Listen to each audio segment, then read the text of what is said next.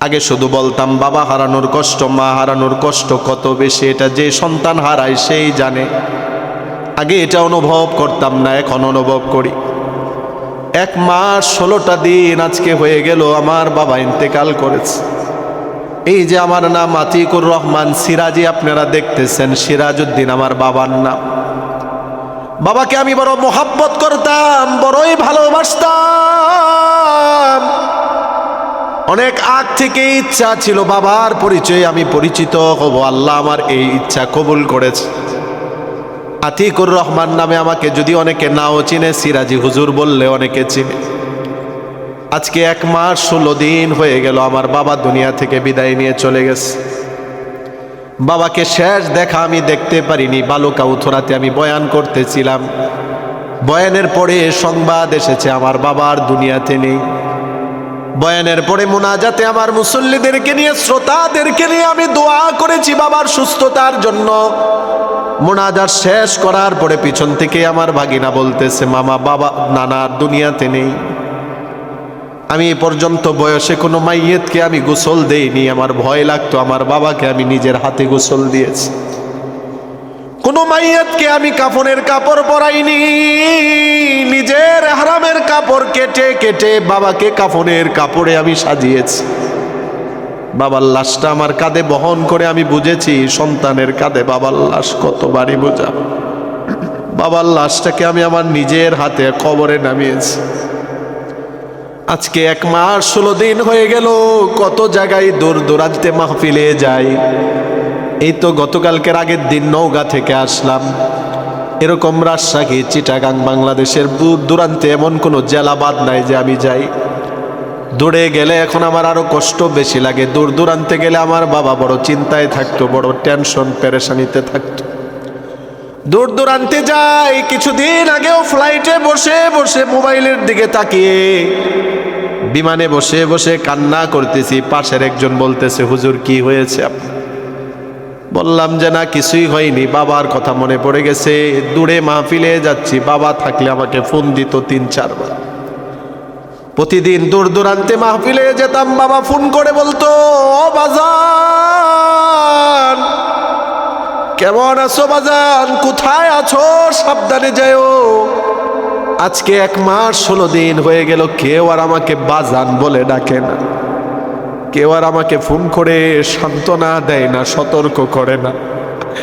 আমি এখানে বসে বয়ান করতেছি, মুরব্বী বাবাজিদের দিকে তাকালে আমার কষ্ট লাগতেছে। আমার গ্রামে গ্রামে এলাকায় এলাকায় বয়ান করতাম, আমার বাবা এভাবে সামনে বসে থাকতো। এলাকার মানুষ চাইতো বাবাকে চেয়ারে এনে বসাতে, বাবা বসতো না, বাবা সামনে ঠিক বরাবর বসতো। আমি দেখতাম যতক্ষণ বয়ান শুনতো শুধু কান্না করতো। আশপাশের মানুষদেরকে বলতো, আমার বাজান, আমার বাজান। যত রাতি হোক বাড়িতে যাওয়ার পরে বাবা আমার আওয়াজ পেলে ঘুম থেকে উঠে যেত আর বলতো, বাজান তুমি আসছো। শরীরের যত ক্লান্তি থাকতো, বাজান ডাকটা শোনার পরে আমার মনে হয় ক্লান্তি দূর হয়ে যেত। আমি এখন বাড়িতে গেলে আমার ক্লান্তি আরো বেড়ে যায়। আমার বাবার খালি ঘরটার মধ্যে খালি ঘর আছে, আমার বাবা নাই।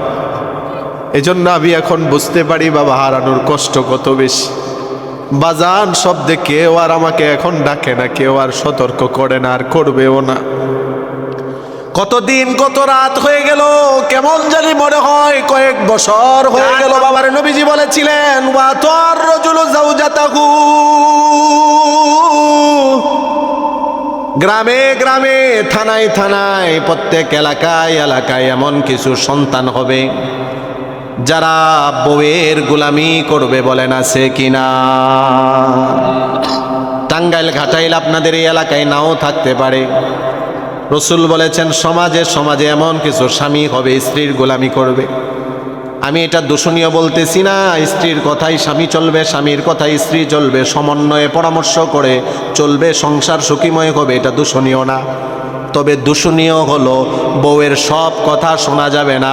কিছু বউ আছে তারা বলবে, তোমার বুড়া বাবার সাথে বুড়ি মার সাথে আমি খাবো না।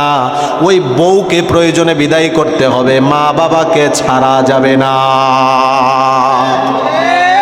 কিন্তু সমাজের বাস্তবতা কি হয়? অধিকাংশ সন্তান মা বাবাকে রেখে দূরে চলে আসে, বউরে কাছে নিয়ে থাকে। বলেন আছে কি নাই? যদি বলেন নাই, তাহলে আমাকে উত্তর দেন, বৃদ্ধাশ্রমের সংখ্যা কেন দিনকে দিন বাড়তেছে? সভাপতি সাহেব, যদি বলেন যে হুজুর এমন সন্তান নাই, তাহলে আমাকে এই উত্তর দেন যে বৃদ্ধাশ্রমের সংখ্যা তাহলে কেন দিনকে দিন বাড়তেছে? যত দিন যাচ্ছে বৃদ্ধাশ্রমের সংখ্যা বাড়তেছে, যত দিন যাচ্ছে মা বাবার অবাধ্য সন্তানের সংখ্যা বাড়তেছে, যত দিন যাচ্ছে মা বাবাকে ভরণ পোষণ না দেওয়ার সন্তানের সংখ্যা বাড়তেছে। ঠিক কিনা বলে? এর পিছনে বড় একটা কাজ করে কিছু স্ত্রী আছে, তারা সন্তানকে, তাদের স্বামীদেরকে এভাবে বলে, আমাদের ভবিষ্যৎ আছে না, ছেলে মেয়ের ভবিষ্যৎ আছে না, তাদের পিছনে আর কত, জীবনটাই তো শেষ করে দিছে। জীবন কি শেষ করেছে? সন্তান। এই সন্তানের জন্য মা বাবা তাদের জীবন যৌবন শেষ করেছে। ঠিক কিনা বলেন? আজকে মা বাবার গায়ে হাত তুলে মা বাবাকে গালিগালাজ করে এমন কুসন্তান আমাদের বাংলার জমিনে আছে। কিছুদিন আগে টাঙ্গাইল সেই 30 সালের এক ঘটনা আপনাদের মনে আছে কিনা? এক ছেলে মা বাবাকে জবাই করে ঘরে পুঁতে রেখেছে। নাউজুবিল্লাহ বলেন। কিছুদিন আগে শ্রীপুর টেপির বাড়িতে, গাজীপুর শ্রীপুর টেপির বাড়িতে এক ছেলেকে মার গায়ে আঘাত করার কারণে মাটিতে অর্ধেক পর্যন্ত গেড়ে সারাদিন রেখে দিছে। ওই এলাকার মানুষকে যারা এই কাজটা করেছে আমি ধন্যবাদ জানাই। বৃদ্ধা মা এলাকার মানুষের কাছে বিচার দায়ের করেছে। আমি না পেরে আপনাদের কাছে বিচার দায়ের করেছি। আমি অনেক ধৈর্য ধারণ করেছি, আর পারি না। আমি বৃদ্ধা হয়ে গিয়েছি, আমার দুর্বল শরীরে আমার ছেলের সবল হাতের আঘাত সহ্য হয় না। মা বলতেছে, আমার দুর্বল শরীরে আমার ছেলের সবল হাতের আঘাত আমি আর সহ্য করতে পারি না। এলাকার মানুষের কাছে মা যখন বিচার চেয়েছে, এলাকার মানুষ তখন একটা বিচার করেছে। এতটুকু বিচার যথেষ্ট নয়। এলাকায় এলাকায় এমন ঘটনা অনেক হচ্ছে। অনলাইন সোশ্যাল মিডিয়ার মাধ্যমে আপনাদেরকে সাক্ষী রেখে আমি আতিকুর রহমান সিরাজি আজকের এই মাহফিল থেকে, তাফসির মাহফিল থেকে একটা দাবি করে যাই, আল্লাহ যেন এই দাবিটা বাস্তবায়ন করে প্রশাসনিকভাবে, রাষ্ট্রীয়ভাবে এমন একটা কায়দা, এমন একটা কানুন থাকতে হবে, এমন একটা নিয়ম থাকতে হবে, যেই ছেলে যেই মেয়ে মা বাবার গায়ে হাত তুলবে, সর্বনিম্ন শাস্তি ওর হাত কেটে ফেলা হবে।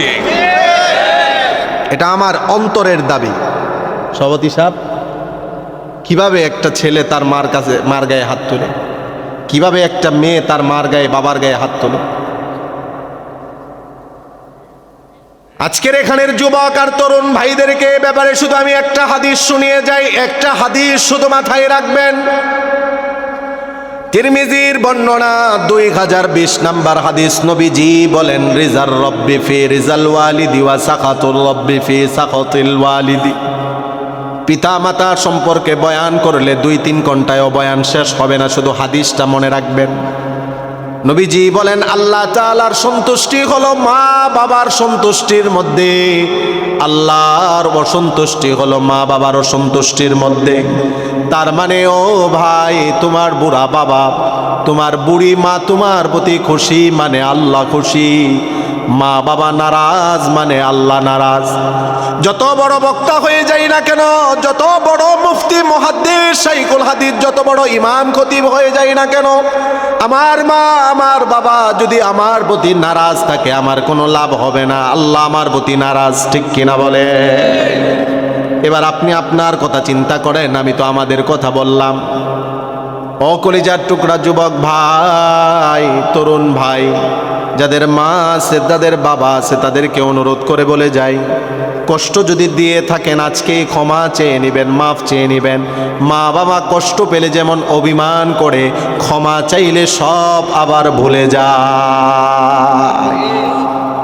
যদি এখন ক্ষমা না চান, মাফ না চান, কষ্ট দেওয়া অবস্থায় যদি মা বাবা দুনিয়া থেকে বিদায় নিয়ে চলে যায়, আপনার জন্য কিন্তু সার হবে না, জীবনভর মনের কষ্টে তো আছেই।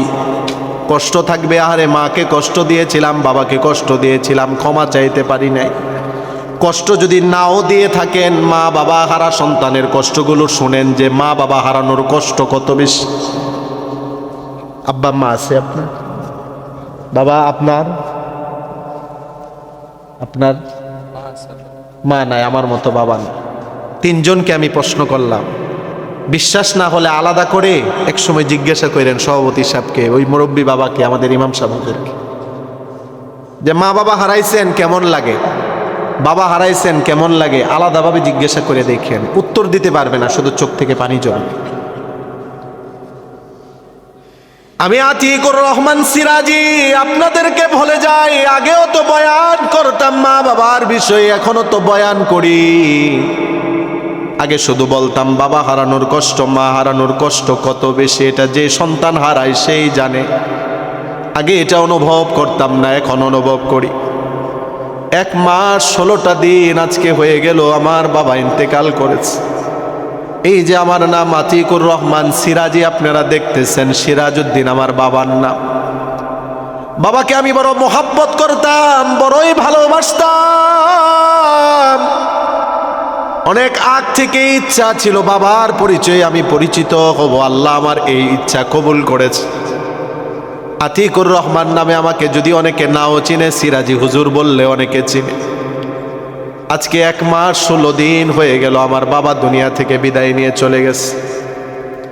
বাবাকে শেষ দেখা আমি দেখতে পারিনি। বালুকা উথরাতে আমি বয়ান করতেছিলাম, বয়ানের পরে সংবাদ এসেছে আমার বাবার দুনিয়াতে নেই।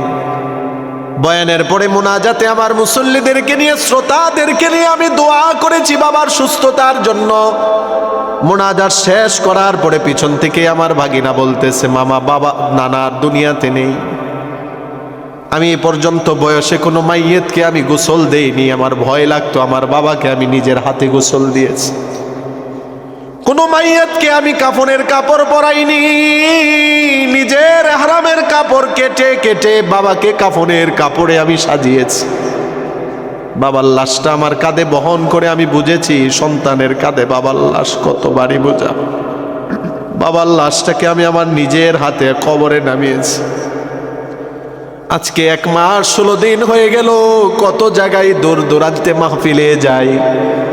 এই তো গতকালকের আগের দিন নওগাঁ থেকে আসলাম। এরকম রাজশাহী, চিটাগাং, বাংলাদেশের দূর দূরান্তে এমন কোনো জেলা বাদ নাই যে আমি যাই। দূরে গেলে এখন আমার আরো কষ্ট বেশি লাগে। দূর দূরান্তে গেলে আমার বাবা বড় চিন্তায় থাকতো, বড় টেনশন পেরেশানিতে থাকতো।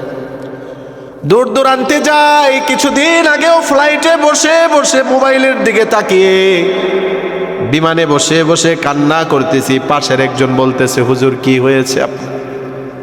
বললাম যে না, কিছুই হয়নি, বাবার কথা মনে পড়ে গেছে। দূরে মাহফিলে যাচ্ছি, বাবা থাকলে আমাকে ফোন দিত 3-4 বার। প্রতিদিন দূর দূরান্তে মাহফিলে যেতাম, বাবা ফোন করে বলতো, ও বাজান কেমন আছো, বাজান কোথায় আছো, সাবধানে যাও। আজকে 1 মাস 16 দিন হয়ে গেল, কেউ আর আমাকে বাজান বলে ডাকে না, কেউ আর আমাকে ফোন করে সান্ত্বনা দেয় না, সতর্ক করে না। আমি এখানে বসে বয়ান করতেছি, মুরব্বী বাবাজিদের দিকে তাকালে আমার কষ্ট লাগতেছে। আমার গ্রামে গ্রামে এলাকায় এলাকায় বয়ান করতাম, আমার বাবা এভাবে সামনে বসে থাকতো। এলাকার মানুষ চাইতো বাবাকে চেয়ারে এনে বসাতে, বাবা বসতো না, বাবা সামনে ঠিক বরাবর বসতো। আমি দেখতাম যতক্ষণ বয়ান শুনতো শুধু কান্না করতো। আশপাশের মানুষদেরকে বলতো, আমার বাজান, আমার বাজান। যত রাতি হোক বাড়িতে যাওয়ার পরে বাবা আমার আওয়াজ পেলে ঘুম থেকে উঠে যেত আর বলতো, বাজান তুমি আসছো।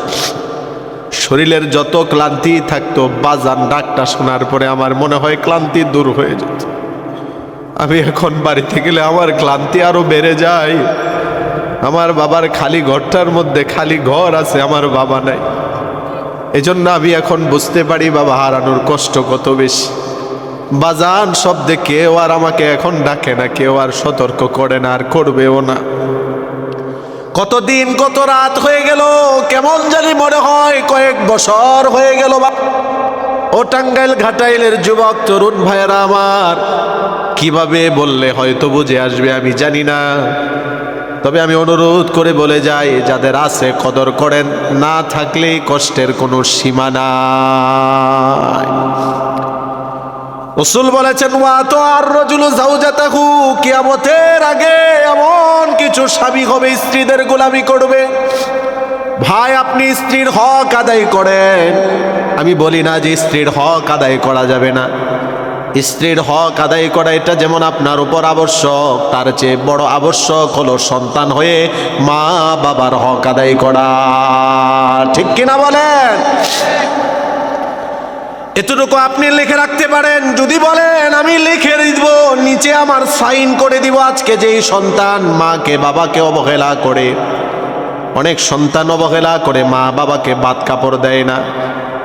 ওই দিন এক মুরব্বী বাবা এসে আমার কাছে কান্না করে করে বলে, হুজুর আপনি তো অধিকাংশ সময় মুসাফির থাকেন, আপনি আমার জন্য একটা দোয়া করবেন। বললাম বাবাজি কি দোয়া করতাম? বলে হুজুর দোয়া করবেন আমাকে যেন আল্লাহ তাড়াতাড়ি দুনিয়া থেকে নিয়ে যায়। কেন কেন এই দোয়া আপনার জন্য করব? বৃদ্ধ বাবা চোখের পানি ছেড়ে দিয়ে বলে, হুজুর সন্তান যখন ছোট ছিল আমি বাবা কষ্ট করে যখন বাড়িতে আসতাম, ছেলের জন্য মজা নিয়ে আসতাম, ফল ফলাদে নিয়ে আসতাম, ভাসিয়ে রাখতাম, দূর থেকে আমার সন্তান দেখে খুশিতে দৌড়ে আমার দিকে আসবে, লুকিয়ে রাখতাম না। আজকে আমার ছেলে বড় হয়েছে, কামাই করে, লুকিয়ে লুকিয়ে ফল ফলা দিয়ে এনে ঘরে ঢুকাই, দৃশ্য আমি দেখতে পারি না। দোয়া করবেন যেন আল্লাহ আমাকে তাড়াতাড়ি নিয়ে যায়। আছে কি না এমন সন্তান? লুকিয়ে লুকিয়ে বউ সন্তানাদি নিয়ে খায়, ভালো ভালো খায়, ভালো ভালো পড়ে, মা বাবাকে দেয় না, মা বাবাকে তৌফিক থাকতেও মা বাবার খোঁজ খবর নেয় না। আমি তাদেরকে বলি, আজকে যারা মা বাবার কদর করে না, মা বাবার খোঁজ খবর নাও না, যারা মা বাবাকে বোঝা মনে করে বৃদ্ধাশ্রমে রেখে চলে আসে, লিখে রাখেন সাদা কাগজে, এরাও একদিন বাবা হবে, এরাও একদিন মা হবে। এদের সন্তানাদি এদেরকে বৃদ্ধাশ্রমে না, রাস্তার কিনারে ময়লার মধ্যে লাথি মেরে ফেলে দিবে। ঠিক কিনা বলেন? বদ্দোয়ানা, বদ্দোয়ানা, বদ্দোয়ানা। কামা তাদিন উতুদান, যেমন কর্ম তেমন ফল, এটা মনে রাখতে হবে। আল্লাহ আমাদের সন্তানাদিদেরকে মা বাবাকে কদর করার তৌফিক দান করুক, বলি আমিন। সময় অনেক হয়ে যাচ্ছে, আমি আর আলোচনা দীর্ঘায়িত করব না, শুধু বলবো ঈমান আমল তাকওয়া নিয়ে আমরা থাকবো। আল্লাহ যেন আমাদেরকে সেভাবে থাকার তৌফিক দান করে, বলি আমিন। আমার কাছে অনেক মাহফিলেই তো যাই, মনে হচ্ছে যে আজকের এই মাহফিলটা আল্লাহ তাআলা কবুল করে নিয়েছে। আলহামদুলিল্লাহ বলেন। এজন্য যাব, আমরা সবাই বাড়িতে যাব, একসাথে মোনাজাত করে পরে যাব ইনশাল্লাহ। কি বলেন? আজকের রাতটাই তো কিছু সময় কষ্ট করে। মনে হচ্ছে যে সব মাহফিল একরকম হয় না, সব মাহফিলে এসে বুঝতে পারি, বয়ান করে বুঝতে পারি, দিলের মধ্যে একটা সাড়া দেয় যে কেমন জানি মাহফিলটা হয়তো অন্যরকম, আল্লাহ এই মাহফিলটা কবুল করে নিয়েছে। আনা ইনদা জন্নি আবদি বি, বুখারীর হাদিস, হাদিসে কুদসি, আল্লাহ বলেন আমি আমার বান্দার ধারণার সাথেই আছি। বান্দা আমার প্রতি যেমন ধারণা করবে আমি আল্লাহ বান্দাকে তেমনই পুরস্কার দান করব। ওয়ানা মাহু ইদা যাকারুনি, আল্লাহ বলেন বান্দা তুমি যেখানেই থেকে আমাকে স্মরণ করো, আমি আল্লাহ তোমার সাথে আছি। ফাইন যাকারুনি ফি নাফসিহি যাকারতুহু ফি নাফসি, মনে মনে আমাকে স্মরণ করলে আমি আল্লাহ তোমাকে কুদরতি মনে মনে স্মরণ করি। ওয়াইন যাকারুনি ফি মালাইন যাকারতুহু ফি মালাইন খায়রিম মিনহু, এরকম তাফসীরের আয়োজন করে বান্দা আমাকে স্মরণ করলে এর চেয়ে উত্তম মজমা ফেরেশতাদের মজমায় তোমাদেরকে আমি আলোচনা করি। সুবহানাল্লাহ। এই যে আমি বলতেছি আপনারা শুনতেছেন, আমাদেরকে নিয়ে আল্লাহ ফেরেশতাদের সাথে আলোচনা করতেছেন। বুখারীর হাদিস, ওয়াইন তাকাররাবা ইলাইয়া বিশিবরিন তাকাররাবতু ইলাইহি যিরাআ, বান্দা আমাকে পাওয়ার জন্য এক বিগত আসো, আমি আল্লাহ তোমার দিকে এক হাত আগায় আসি। এক হাত তুমি আসো, আমি আল্লাহ দুই হাত আগায় আসি। ওয়াইন আতানি ইয়ামশি আতাইতুহু হারওয়ালা, বান্দা পায়ে হেঁটে আমার দিকে আসো, আমার আল্লাহর রহমত তোমার দিকে দৌড়িয়ে দৌড়িয়ে যায়। সুবহানাল্লাহ। এজন্য মনে হচ্ছে মাহফিলটা কেমন জানি আল্লাহ মনে হয় কবুল করে নিস। আল্লাহ সকলকে কবুল করে নেক, বলি আমিন। আল্লাহ সকলের মনের নেক আশা পূরণ করে দেন, বলি আমিন। ছোট্ট একটা আমলের কথা বলবো, প্রত্যেক মাহফিলে চেষ্টা করি একটা আমল দেওয়ার জন্য, যেন আমি আমল করতে পারি, আমার বাবাজিরা, আমার ভাইয়েরা সবাই যেন, আমার মা বোনেরা সবাই যেন আমল করতে পারে। ছোট্ট একটা আমল, 1 মিনিটের একটা আমল, সময় লাগবে 1 মিনিটও না, 1 মিনিটও সময় লাগবে না। বাবাজি জরুরি যাওয়া লাগবো, ও বাবা জরুরি যাওয়া লাগবে, আচ্ছা যান, আয় পেরেন, আবার দোয়া করে পরে যাবো ইনশাআল্লাহ। অনেকক্ষণ বসা তো, মুরব্বী মানুষ, ইস্তেঞ্জার প্রয়োজন থাকতে পারে। ছোট্ট একটা আমল, আজকের রাত থেকে এই যে মাহফিল একটু পরে আমরা মোনাজাত করব, তবারক দেওয়া হবে, তবারক আছে না? তবারক নিয়ে আমরা যখন বাড়িতে যাব, খাওয়া দাওয়া করে সবাই যখন শুইব, ঘুমানোর আগে কয়েক সেকেন্ড সময় ব্যয় করে 3 বার সূরা ইখলাস পড়ব। কতবার? সবাই বলেন কতবার? সূরা ইখলাস পারি না আমরা এখানে এমন কেউ আছি না, সবাই পারি। তুমি পারো? মাশাআল্লাহ। বাবা তুমি পারো? এই যে এরা সবাই ছোট, এর চেয়ে ছোট তো আমার চোখে এখানে আর কেউ পড়তেছে না। এ আব্বা তুমি পারো সূরা ইখলাস? আরে পারো। কুল হু আল্লাহু আহাদ।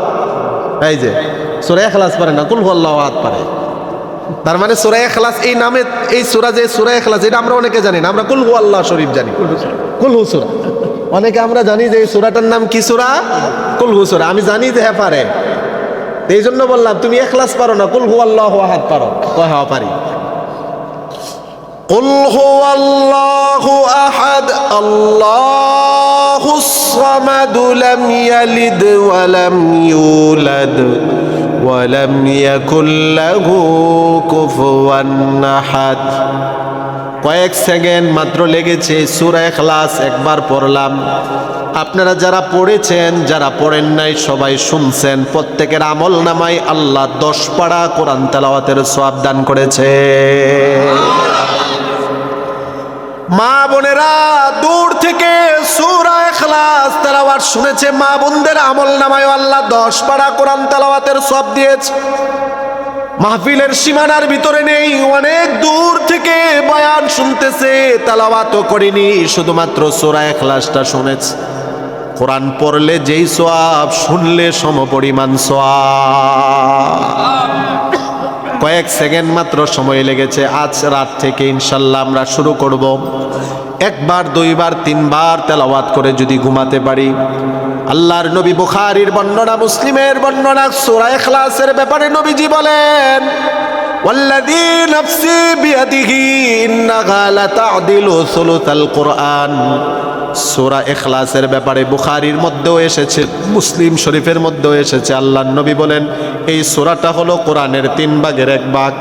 1 বার পড়লে 10 পারা, 2 বার পড়লে 20 পারা, 3 বার তেলাওয়াত করার দ্বারা পুরা 30 পারা কোরআন তেলাওয়াতের সওয়াব দান করেন কে?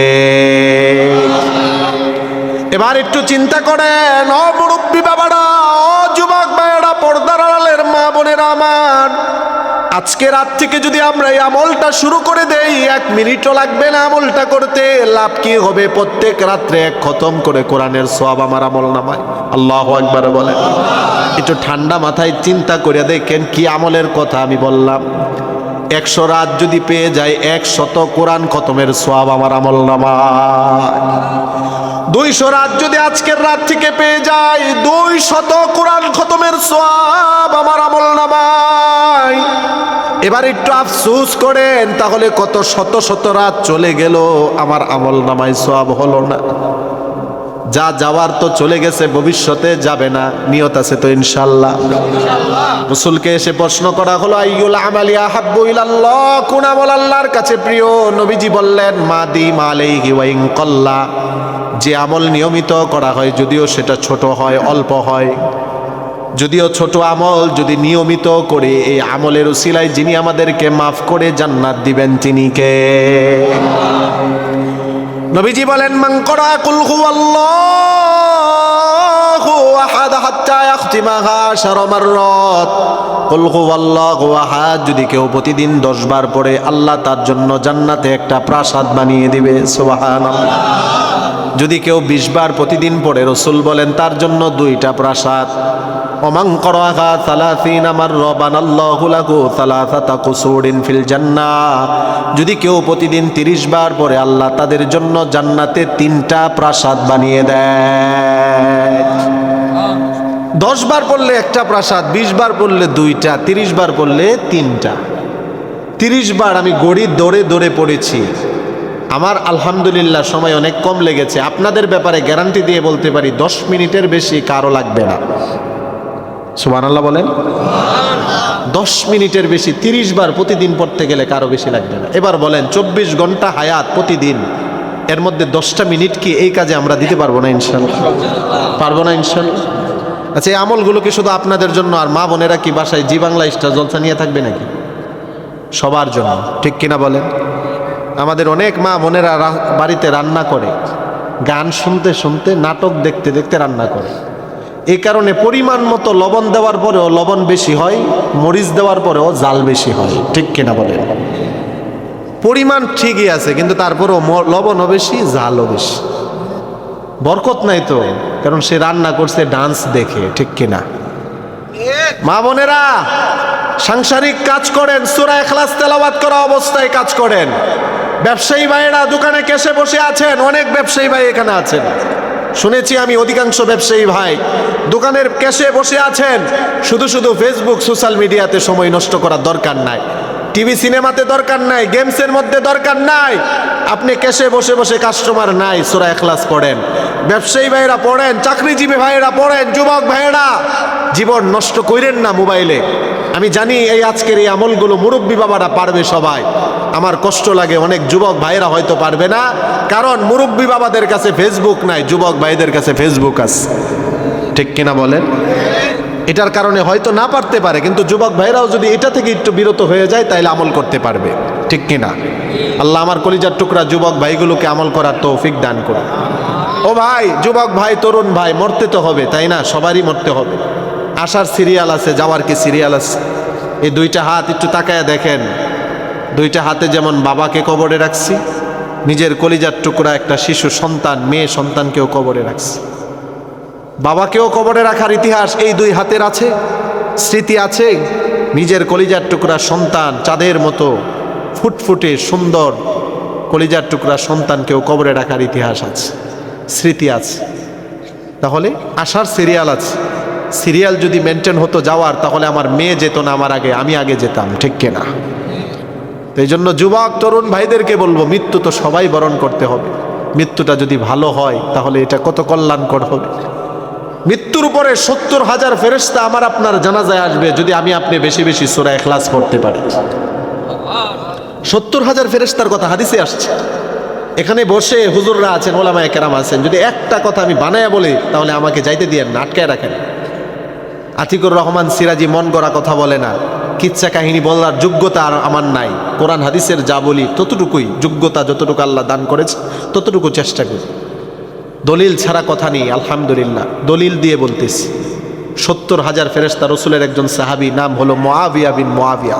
তাফসিরে ইবনে কাসিরে এসেছে, তাফসিরে কাবিরও এসেছে। ওনার জানাজা পড়বেন আল্লাহর নবী সাহাবায়ে কেরামকে নিয়ে দিনের বেলা। হঠাৎ দেখে পুরা দিনের বেলা আকাশ অন্ধকার। আল্লাহর নবী জিবরাইলকে বললেন, জিবরাইল কি হইল, আকাশ কেন অন্ধকার? সূর্যগ্রহণ লেগেছে? জিবরাইল আমিন বলে, না, ৭০,০০০ ফেরেশতা আসতেছে, তাদের পাখার আড়ালে সূর্যের আলো আলো আড়াল হয়ে গিয়েছে। সূর্যের আলো পাখার আড়ালে আড়াল হয়েছে। ৭০,০০০ ফেরেশতা আমার সাহাবীর জানাজায় আসতেছে, তার জীবনের আমল কি?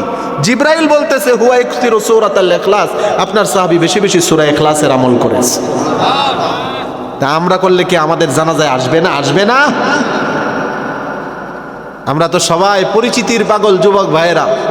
যুবক ভাইরা ভিডিও বানা, অনেকে টিকটক আইডিয়া আছে তো, অনেকে ভিডিও বানা। তাদের অনেকের আফসোস যে কেন ভাইরাল হইতেছে না ভিডিওটা। এই পরিচিতি দিয়ে লাভ নাই, দুনিয়ার এই গান্দা পরিচিতি দিয়ে লাভ নাই। দুনিয়াতে এই গান্দা পরিচিতি চুরকেও ভাইরাল করে দেয়। ঠিক কিনা বলেন? গোবিন্দগঞ্জ গাইবান্ধা গিয়েছিলাম, এক ছেলে এসে কয়, হুজুর এটা কার এলাকা? আমি কই কার? সিদ্দিক সুর। আমি কি তুমি তোমার এলাকার পরিচয় একটা সুরের দ্বারা করাইতেছ? ভালো কোনো মানুষ নাই এলাকায়? হুজুর সুর হইল কি ফেসবুকে ভাইরাল। হ্যাঁ বলে ফেসবুকে কি? তার মানে ভাইরালের পাগল এখন যুবকেরা, তরুণরা। এই নিকৃষ্ট ভাইরালের দরকার নাই, যে ভাইরালে চুরকেও বিশেষ অতিথির জায়গায় বসায় দেয়। ঠিক কিনা বলেন? এগুলো তো কিয়ামতের আলামত। আপনি সূরা ইখলাসের আমল করেন, আপনার পরিচিতি বেড়ে যাবে। 14টা ফাজাইল সূরা ইখলাসের আছে, আমার অনলাইনে এই ব্যাপারে আছে, লম্বা বয়ান আছে। আমি আর এদিকে বাড়লাম না। আমরা যদি সূরা ইখলাসের আমল করি, আল্লাহ আমাদের পরিচিতি দুনিয়াতেও বাড়াবে, আসমানেও বাড়াবে। আবু যর গিফারি, জিবরাইল আমিন রসুলকে বলতেছে, ওই যে আবু যর গিফারি, আল্লাহর নবী কয়, আমি তো চিনি, তুমি চিনো কেমনে? আমি চিনবো না মানে? আসমানে সবাই তারে চিনে, আমি না চিনলে কেমনে হবে? আল্লাহু আকবার বলেন। রসুল জিবরাইলকে বললেন, আসমানের সবাই আমার আবু যর গিফারিকে চিনে কিভাবে? কয় কাইমান আও কাইদান মাশিয়ান আও রাকিবান, দাঁড়ানো, বসা, আরোহী, চলা যখনই থাকে আপনার সাহাবী আবু যর গিফারি সূরা ইখলাস পড়ে। আমরা যুবকেরা কেউ আসি যেমন প্রস্রাব করতে গেলেও ফেসবুক চালাই। মানে আমরা এই নেশা যেমন আমাদের এটা ঢুকে গেছে, ওনার মধ্যে আমলের নেশা ঢুকে গেছিল। যা করতো, যে অবস্থায় থাকতো, সূরা ইখলাসের তেলাওয়াত করতো। আল্লাহু আকবার বলেন। আল্লাহ আমাদেরকে কবুল করুক, বলি আমিন। মোনাজাতের আগে দোয়া কবুল হয় একটা আমলের দ্বারা, কিছু দান করার দ্বারা দোয়া কবুল হয়।